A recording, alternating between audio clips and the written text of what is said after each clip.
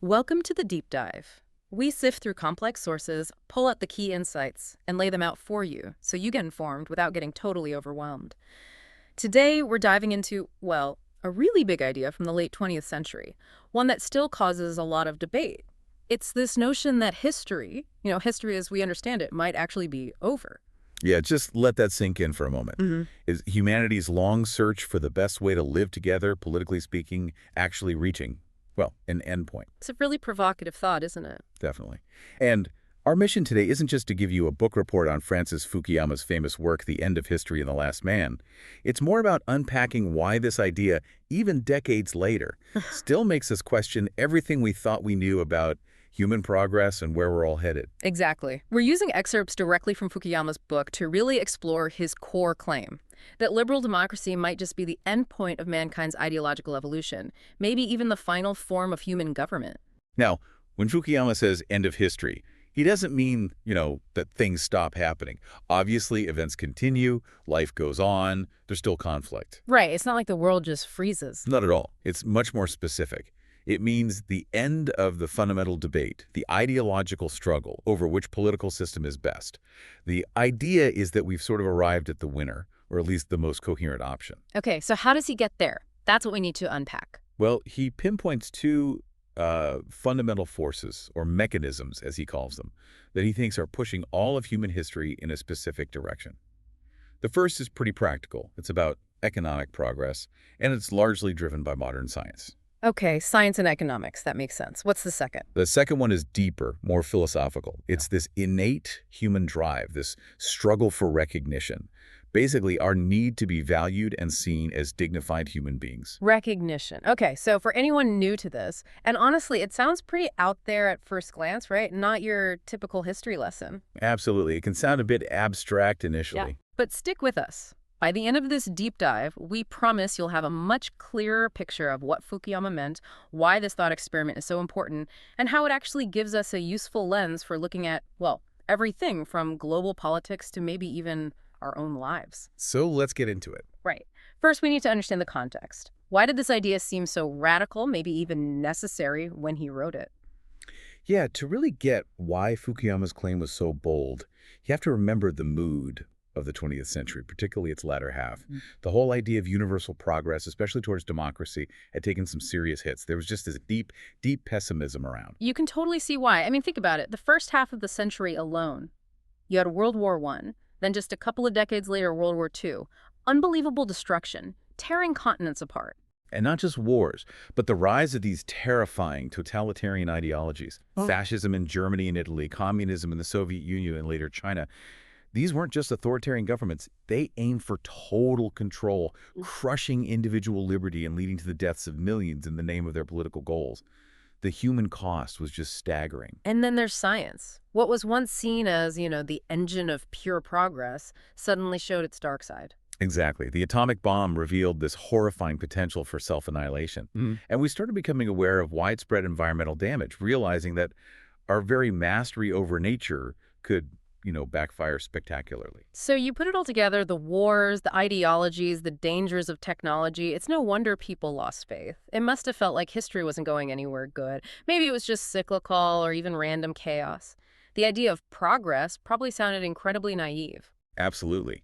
For someone who survived the Holocaust or the gulags or Pol Pot's killing fields in Cambodia, the notion of some grand positive direction to history, it would seem like a cruel joke, completely contradicted by their own experience. Yeah. And Fukuyama points out that the West kind of got used to bad news for democracy, always on the defensive against communism or fascism.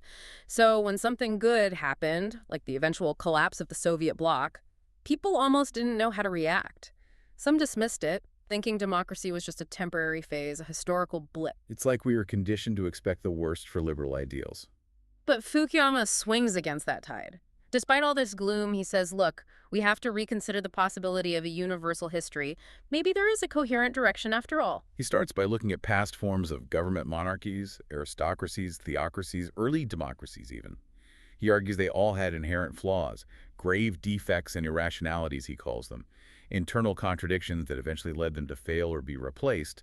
They just weren't stable in the long run. Okay, so Older systems had built-in problems, but what about liberal democracy? That's the key difference for him. He argues that liberal democracy, based on the principles of liberty and equality for all, is fundamentally different. It's arguably free from such fundamental internal contradictions. No, he's not saying existing democracies are perfect, right? Like the US or France or wherever they obviously have problems. Unemployment, inequality, crime. No, definitely not claiming perfection. He acknowledges those problems, but he sees them as issues of incomplete implementation. We haven't fully lived up to the ideals of liberty and equality yet. The problems aren't with the core principles themselves, but with how we apply them. In his view, the ideal of liberal democracy, that combination of freedom and equality, can't actually be improved upon fundamentally. It's the destination. That's a huge claim. And a central part of this is the idea of legitimacy, isn't it? Yes, absolutely crucial. Fukuyama stresses that regimes don't rule by force alone, not for long anyway. They need legitimacy. Hmm. The people under their rule have to believe on some level that the government has the right to rule. Even dictatorships spend enormous effort on propaganda to try and create this belief. So brute force isn't enough. Right. And he argues totalitarian systems like the Soviet Union, despite seeming all-powerful, ultimately crumbled because they suffered a crisis on the level of ideas. They lacked real, deep-seated legitimacy. People might obey out of fear, but they don't truly believe in the system's rightness. And that makes them brittle. Exactly. When things go wrong, the economy tanks, they lose a war. An illegitimate regime is incredibly vulnerable. People have no underlying faith in it, no reservoir of goodwill.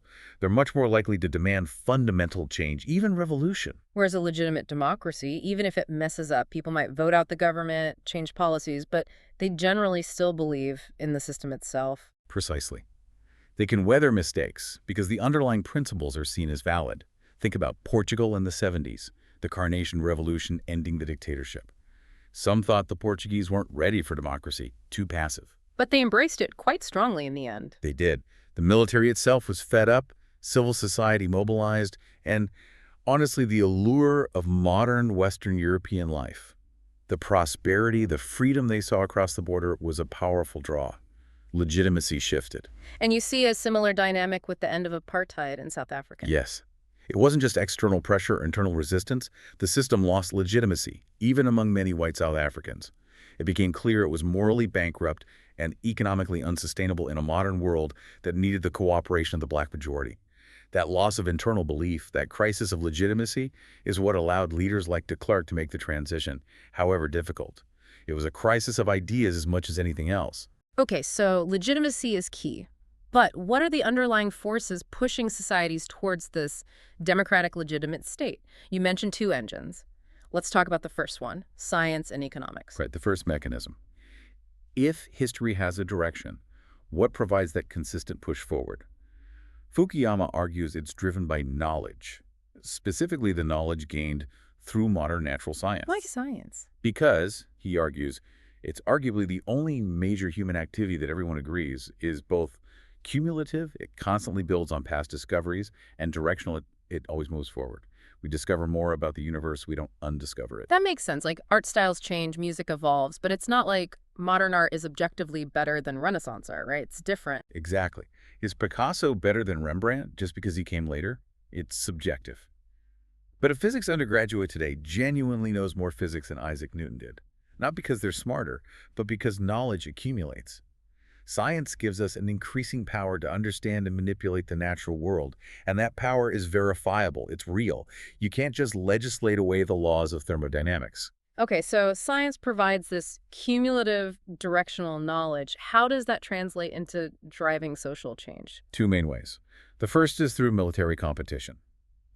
It sounds a bit grim, but the need for national security forces states, whether they like it or not, to adopt the latest technology. And adopting technology isn't just about buying guns. It means adopting the social structures needed to develop, maintain, and use that technology effectively. Can you give an example? Think about Napoleon invading Egypt. It was a massive shock, militarily, technologically. It forced Egypt, and then the Ottoman Empire, to start modernizing their armies and bureaucracies just to survive, mimicking European models, or Commodore Perry sailing into Tokyo Bay in the 1850s. The black ships. Right. Those steam-powered warships made it brutally clear to Japan's feudal rulers. modernize, adopt Western technology, or risk being colonized. That led directly to the Meiji Restoration, a crash course in modernization summed up by their slogan: rich country, strong army. So the threat of falling behind militarily forces modernization. It's a powerful catalyst. You see it in Russian history too, Peter the Great. The Crimean War failures leading to reforms, even Gorbachev realizing the Soviet economy couldn't keep up with Western military tech like SDI, Reagan's Star Wars. Paradoxically, the drive to prepare for or wage war often forces societies onto a path of rationalization and modernization. It demands efficiency, organization, and technological advancement. Okay, military competition is one driver. What's the second way science pushes history? Economic development. Modern science allows for the progressive conquest of nature, as Fukuyama puts it. We use scientific knowledge to harness resources, create new products, and satisfy ever-expanding human desires for material well-being. This isn't just about inventions, though. No, it's also about applying reason to how we organize society itself. Creating a rational division of labor. Think about how building railways or the internet expands markets enormously. That allows for incredible specialization. Instead of one person doing many crafts poorly, you have countless people doing one specific task very efficiently within a larger system. Like an assembly line, but for the whole economy. In a way, yes. And this economic logic, driven by science and the desire for efficiency, creates surprisingly uniform social transformations, regardless of the country's culture or political system initially. Such as? Societies become urbanized. Industry needs concentrated labor, infrastructure, markets. Cities provide that. Labor needs to be mobile. People have to be able to move to where the jobs are. This inevitably weakens traditional bonds, tribes, clans, extended families. They're just less efficient for a modern economy. And what takes their place? Modern bureaucracy. Organizations, government, corporations, universities start hiring based on rational qualifications and merit, not family connections. They implement universal rules, measure performance objectively, and divide complex tasks into manageable hierarchies. This rational, bureaucratic way of organizing things spreads everywhere in industrialized societies because it's simply the most effective way discovered so far to manage complexity on a large scale. It happens unplanned, almost automatically. Which leads us to capitalism. You mentioned the victory of the VCR. Right. The evidence, Fukuyama argues, became overwhelming. Centrally planned economies, like the Soviet Union's, might manage basic industrialization, but they proved terrible at innovation, efficiency, and producing consumer goods people actually wanted. They stifled initiative, remember breadlines, or the Trabant car in East Germany. Yeah, not exactly paragons of consumer satisfaction. And attempts to reverse this rationalization, like Mao's Cultural Revolution in China, persecuting experts, trying to abolish the division of labor, were catastrophic, causing immense suffering and setting development back decades. Meanwhile, capitalist economies, especially in Asia, were taking off. Exactly. The success of South Korea, Taiwan, Singapore, Hong Kong, the Asian tigers, blew up the old dependency theory that claimed poor countries were doomed to be exploited by rich ones. These places, often with few natural resources, showed that by adopting market principles, investing in education, and integrating into the global economy, late developers could not only catch up, but become incredibly competitive. They proved you could import technology and capital and make it work. Yes. And in Latin America, the problem often wasn't too much capitalism, but a distorted, state-controlled version hampered by bureaucracy and corruption. Hernando de Soto's work in Peru showed how impossible regulations forced businesses into the black market, crippling efficiency.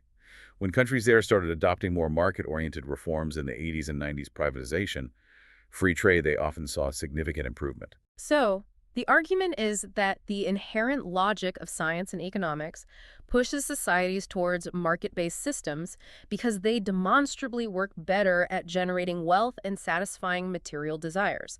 People see what works elsewhere, they want it to. That's the core of the first mechanism.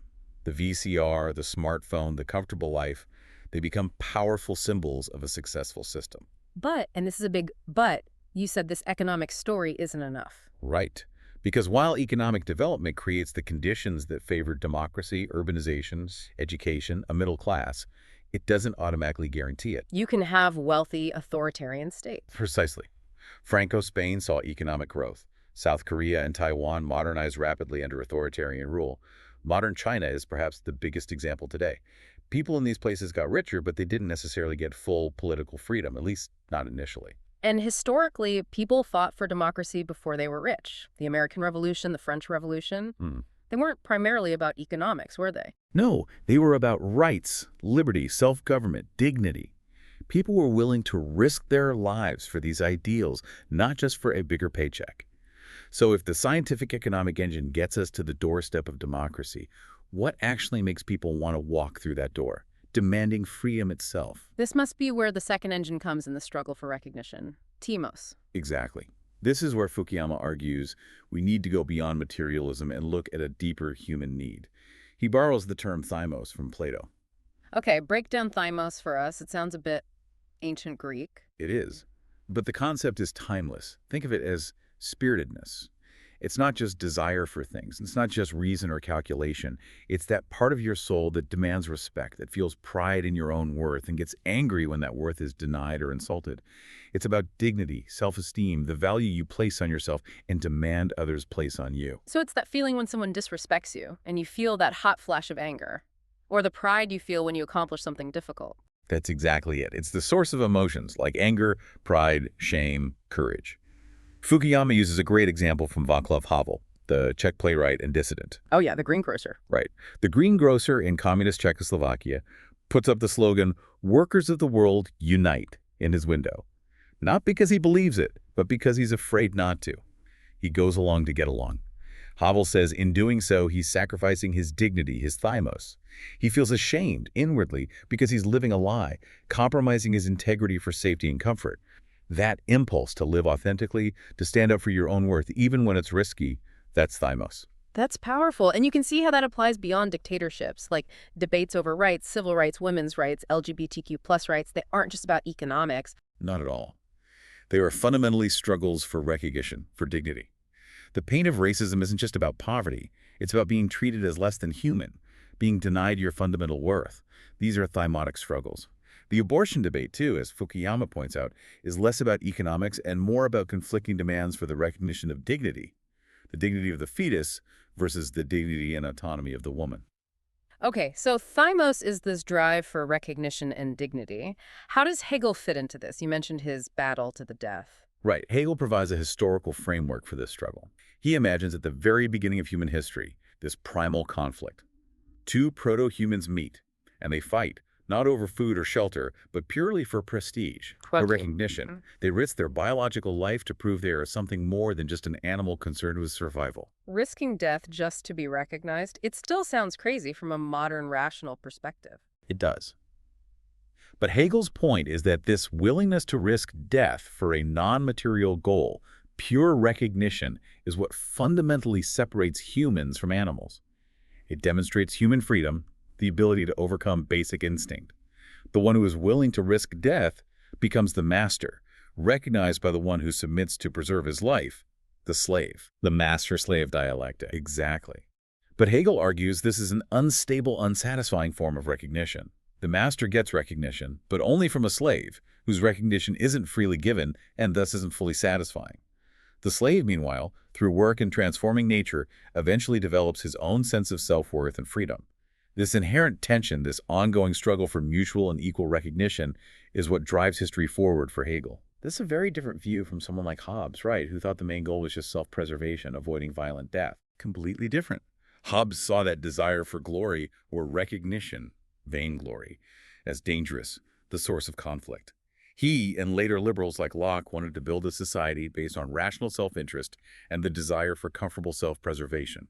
They tried to channel thymos into safer outlets, like economic competition, and essentially push the desire for glory out of politics. Make everyone peaceful, rational, maybe a bit boring, but safe. That was the idea, create the bourgeois citizen focused on security and prosperity. But this attempt to tame or eliminate thymos worried some thinkers, didn't it? Like Nietzsche? Yes, hugely.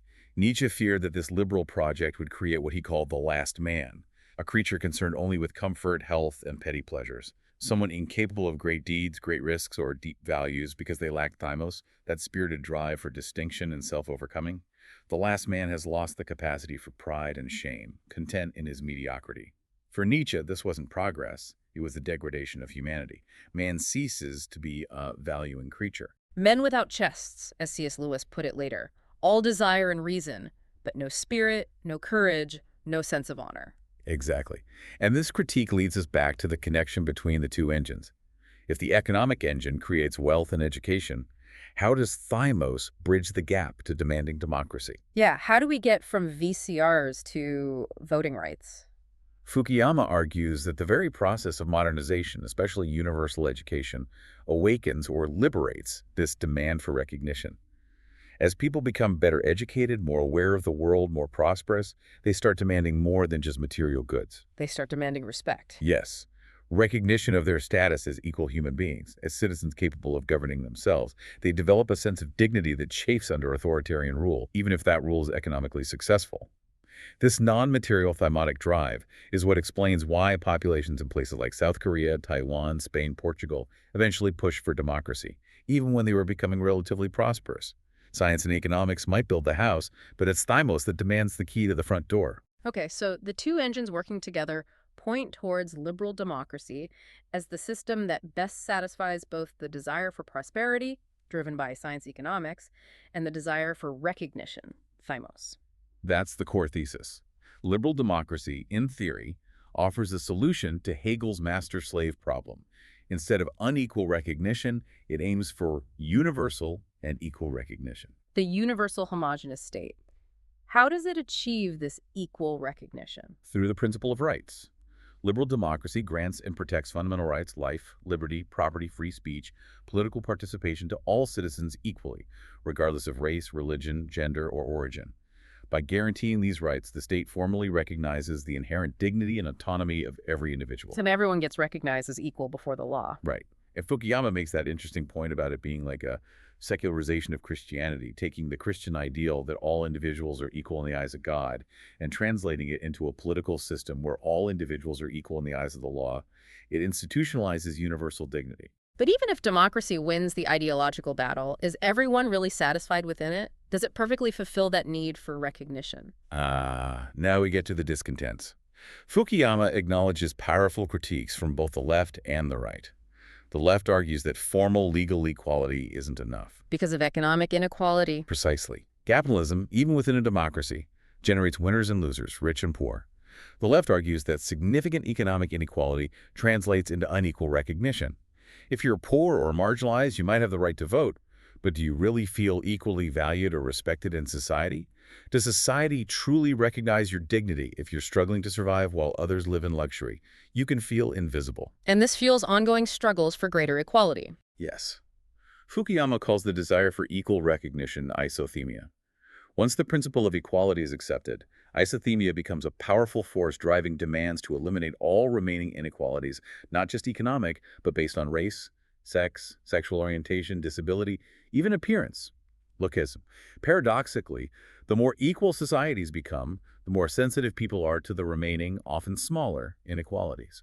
The demand for perfect equality intensifies. Okay, that's the critique from the left, not enough equality in practice. What about the critique from the right, inspired by Nietzsche? For thinkers in this vein, the problem isn't that liberal democracy provides too little equality, but that it aims for equality itself. Nietzsche believed humans are fundamentally unequal in talent, will, and spirit. He thought the push for universal equality was a slave morality that dragged everyone down to the lowest common denominator, stifling greatness and excellence. This is where the last man comes back in. Yes. The fear is that the citizen of a stable, prosperous, liberal democracy becomes this last man content, comfortable, lacking ambition or higher purpose, just seeking security and satisfying minor desires. He lacks the other side of thymos, what Fukuyama calls megalothemia. Megalothemia. So isothemia is the desire to be recognized as equal, and megalothemia is The desire to be recognized as superior, as better than others. The drive for achievement, distinction, mastery, glory. Nietzsche argued that without megalothemia, without the striving to be greater, true human excellence disappears. The last man is safe and comfortable, but has lost what makes humanity dynamic and creative. He ceased to be fully human in Nietzsche's view. And this ties into a problem with science, too. Yeah, there's a philosophical tension. Modern science tends to explain human beings in purely material, deterministic ways. Biology, chemistry, psychology. If we're just complex machines, just organized slime, where does the basis for special human dignity come from? Why should humans have rights that animals or even rocks don't? If there's no scientific basis for inherent human superiority or freedom, then the whole foundation of liberal rights becomes shaky, purely a matter of convention or sentiment. not rational truths. It leads to that Groucho Marx joke problem. If recognition is automatically given to everyone just for being human, does it really satisfy the deep craving that made the Hegelian master risk death? Does universal, easily granted recognition feel cheap? Does it leave the ambitious, the spirited, the megalothymic part of the soul deeply unsatisfied? So if liberal democracy prevails, but potentially leaves this desire for superiority, megalothemia, unfulfilled, where does that drive go? Does it just vanish? Fukuyama suggests it doesn't disappear, it just finds different outlets. Some are relatively harmless, even productive. Like what? Well, economic competition is a huge one. Striving to be the best entrepreneur, the wealthiest person, the top performer in your field, that's a major arena for megalothemia. Okay, business and innovation. What else? Increasingly, he points to formal activities, especially those involving risk and striving for excellence for its own sake. Think about elite sports, the Olympics, World Cup glory, or extreme activities like mountaineering, rock climbing, solo sailing. Things where people push limits, risk danger, but for goals that aren't strictly necessary for survival. Exactly. Climbing Everest without oxygen, setting a speed record. It recreates the conditions of struggle, danger, and the need for courage and discipline. But the goal is purely symbolic, purely formal recognition of superiority or achievement. It's a way to earn distinction in a world where traditional avenues like warfare are, thankfully, less common or acceptable, at least in developed democracies. But not all forms of recognition seeking are so benign, right? What about things like nationalism? That's a huge one. While old-style imperialism might be mostly gone, nationalism remains incredibly potent, especially in regions still grappling with modernization or past grievances. Fukuyama sees it as a kind of collective megalothymia, the desire for one's nation to be recognized as superior, or at least equal and respected, on the world stage. It's often irrational, based on history and emotion, but undeniably powerful as we see in Eastern Europe, the Balkans, and many other places. And religion, does that play a role? It often seems irrational from a purely scientific viewpoint. Yes, religion persists despite predictions it would fade away. And Fukuyama notes that some religious traditions, like certain forms of Protestantism or Japanese Buddhism, actually fostered a strong work ethic crucial to capitalism's rise. This suggests that even highly rationalized economic systems might still need some irrational thymotic motivation, a dedication to work and duty that goes beyond just calculating material gain. Maybe pure self-interest isn't enough to sustain a complex society. Like in Japan, where group identity loyalty to the company or the nation seems to drive people as much as individual ambition. Right. That strong group consciousness provides a powerful source of dignity and recognition, but it's different from Western individualism. It raises questions about how well the standard liberal democratic model, which emphasizes individual rights, fits with cultures that prioritize the group. Can it lead to conformity, the tyranny of the majority that Tocqueville worried about? So it sounds like the challenge for liberal democracy is managing these different aspects of thymos. Exactly. Its long-term stability depends on finding a healthy balance. It needs to satisfy isothermia, the demand for equality and universal recognition through rights and opportunities, but it also needs to provide sufficient, safe outlets for megalothemia, the desire for distinction and achievement, without letting it become destructive. Too much focus on equality might stifle excellence and lead to mediocrity, like Nietzsche's Last Man. But too much focus on superiority could undermine equality and social cohesion. Precisely.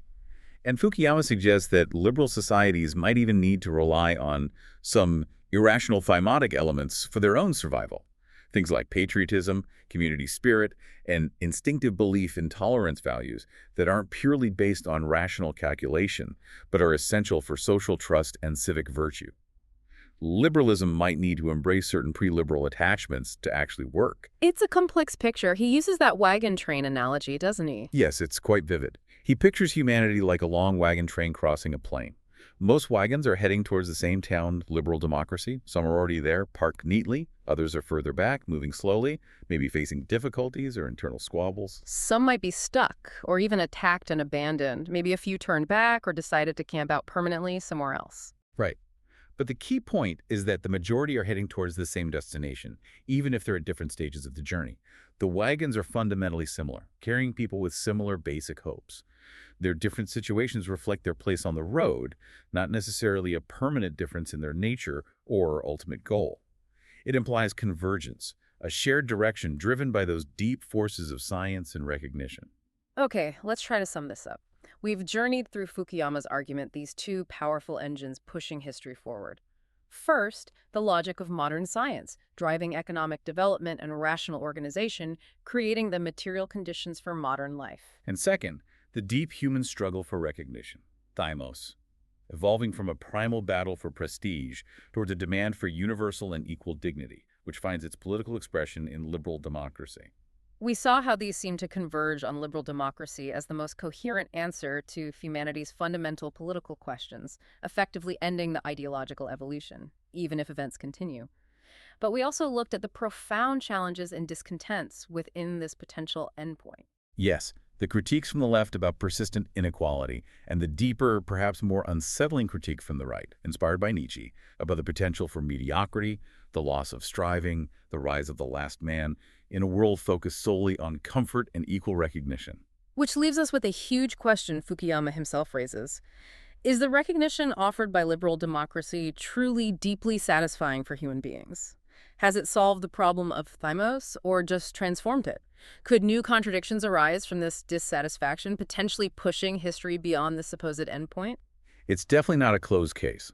The triumph of liberalism might be less of an endpoint and more of a beginning for a new set of specifically human problems related to meaning, purpose, and the nature of recognition itself. A lot to think about. We talked about Fukuyama's concept of the last man, potentially content with material comfort, but maybe lacking that fire, that higher aspiration. So here's something for you, the listener, to reflect on. In your own life, what really satisfies that deeper need for recognition? Beyond just having your rights respected or achieving material success, what experiences, what pursuits make you feel truly valued, truly seen, and perhaps truly alive? A great question to ponder. What constitutes meaningful recognition for you? Definitely food for thought. That's all for this deep dive. Thanks for joining us.